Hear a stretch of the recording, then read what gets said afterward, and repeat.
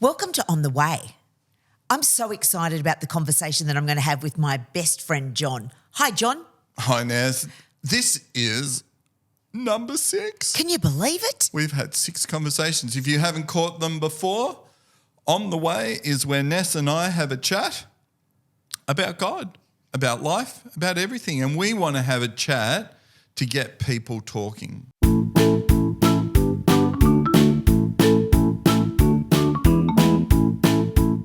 How are you feeling, How John? are you feeling? How are you feeling today? I'm feeling good. Wow, out of 5? Out of 5, I'm feeling, I think, 5-ish. Wow. Pretty close because I know it's almost lunchtime and we're going to have something that I think is yummy for lunch. And so that I'm looking forward to that, and that anticipation is making me feel good. Yeah, that's cool. You know, I'm feeling, I don't know if this is illegal to say this, but I'm feeling 6. 6 out of 5 is awesome. Yeah, I'm feeling so 6. that's great. For the same reason, I think our morning's going really well. I feel like we're achieving things, and it gives me a really good sense of accomplishment. Excellent. You know, like when I was at school, I'd do my homework, and at the end of homework, you'd go, yay, now I can watch some telly. Or did It you feels like know that a guy called Martin Seligman came up with a model for wellness and flourishing, and the last of the things that make us feel really good and well Is what? is accomplishment. There we go. So how many out of 5 are you today? That can be our question today, our small question that starts a bigger conversation. Yeah. So one of the big emotions and big feelings and big ideas in life is love.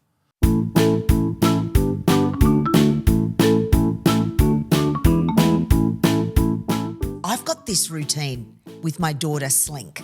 Yep. In the afternoon when we both get home from work, whoever's there first, and it's usually at about 5 to 6 if I've had a good run in the traffic on my way home, one of us will yell out, "Pit! Pit. Pit!"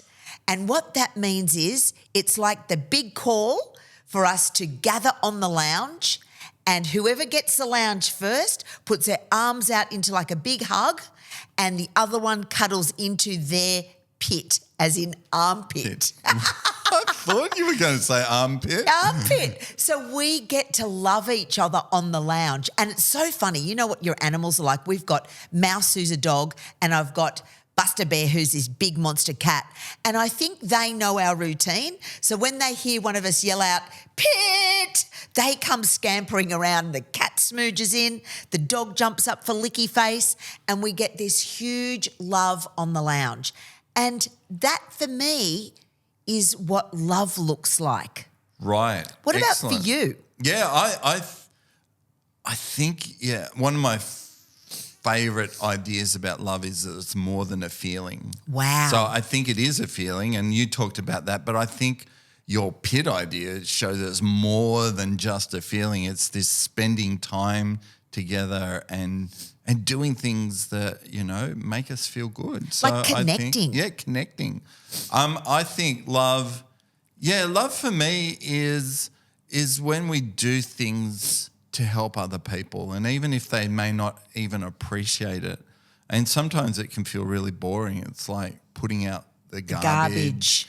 And sometimes it's not my turn. Yes. And sometimes I go, it's not fair.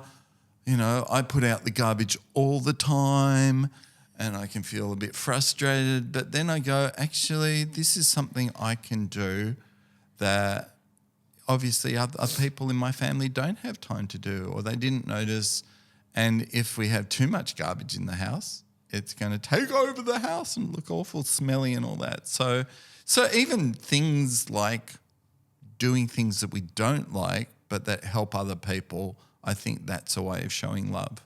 Definitely it's a sign of showing love. Yeah. It feels great to be able to help people, doesn't it? Doing chores is a way of showing love 100%. because we get to be a family together.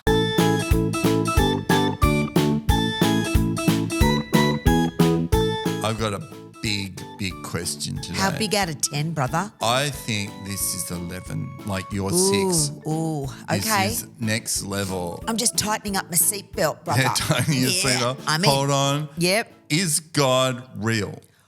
Dun, dun. I think that's like a big question that people ask, especially me, because, I basically spend my life working for God.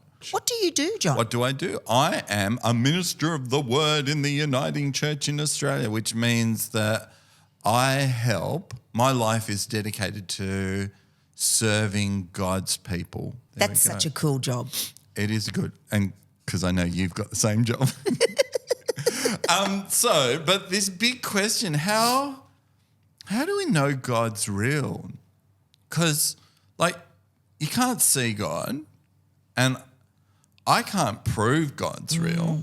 I can't point to God. Some people say, well, if you read the Bible, you know that God's real. And that's sort of true, but other people believe other things. So how do we know God is real? God is real because I remember not knowing God. And then I had a moment of knowing God because God breathed life into me. And I started to explore more about who God is through praying, through reading the Bible, through being in conversations with other people that believe in God. It's things like when I've prayed and I've prayed for someone or something in the world, and then I get to see that God has answered these prayers, I get what I call an affirmation or a knowing or evidence that God is real in my life. So just mixing it up there, because your prayers don't always get what you want. So so you're not saying that you know God's real because you get what you ask for. No, because sometimes I pray, John, and I can be asking God for something or asking for somebody to get well and they don't get well.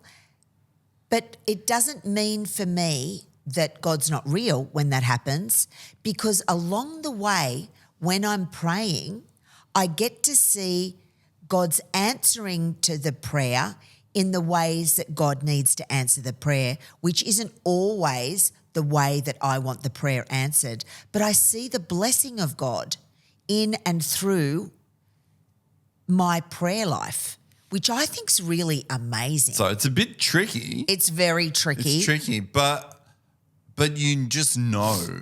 It's a bit like when you're in love. Yes. When you're in love, you can't prove it other than you just know that you're in love. Yes. And I think that's really important because in the Bible it says God is love and not a feeling love. It's deeper than a feeling love. Yeah, there's parts of the Bible that said God so loved us that he became a person, became the Son. Like we've talked about how God is Jesus, yes, and God is the Spirit, yes, and God is the Father, the Creator, the Mother of all things, that God would enter into a connection with us in the person of Jesus and then live within us as Spirit. That is an act of love, that God reaches out and makes a connection. And those stories you talk about, I think are really important because the Bible is effectively a collection of stories of people who have encountered God.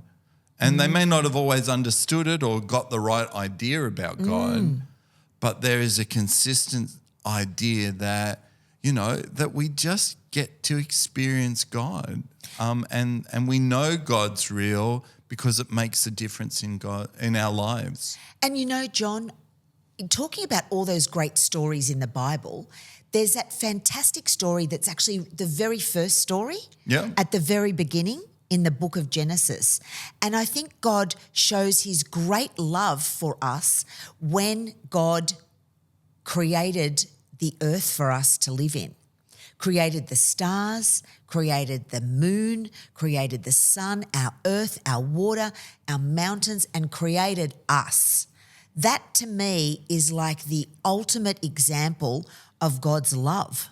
Well, it gave us the space to be human. Yeah. And I'm a bit of a scientist, so I don't believe God like made the earth like I would make a little earth out of plasticine. But God made the whole universe. And at the best science that we've got, we still don't know how that started. But it's amazing.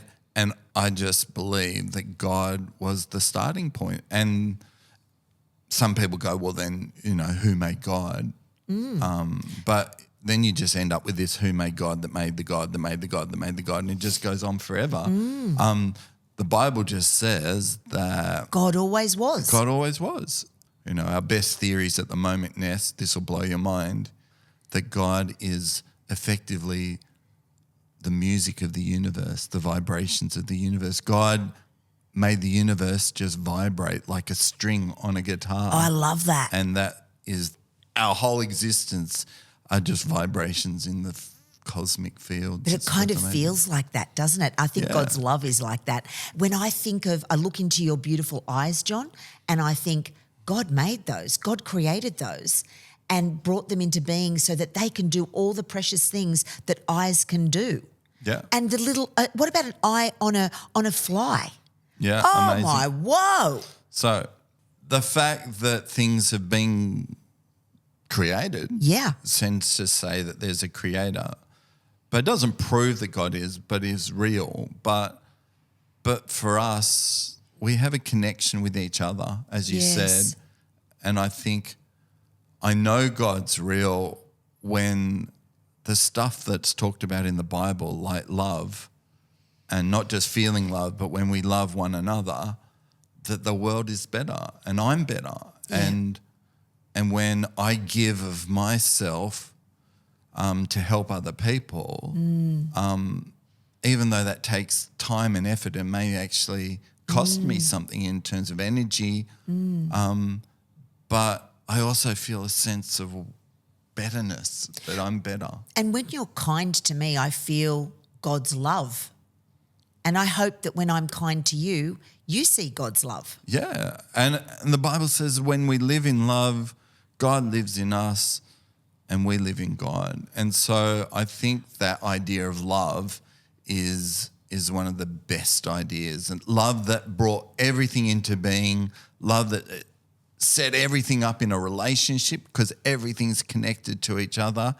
And then when we connect well, which is love, when we care and have compassion, then I think that's the realness of God. I can't prove it to you, but I just know it. Like I know that I love my kids and I love you and I love my wife. And, I just know it. And I just want to say, Pete!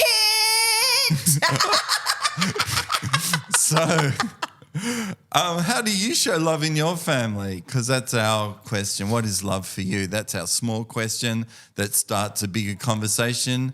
Ask people, what do you love? How do you know what love is?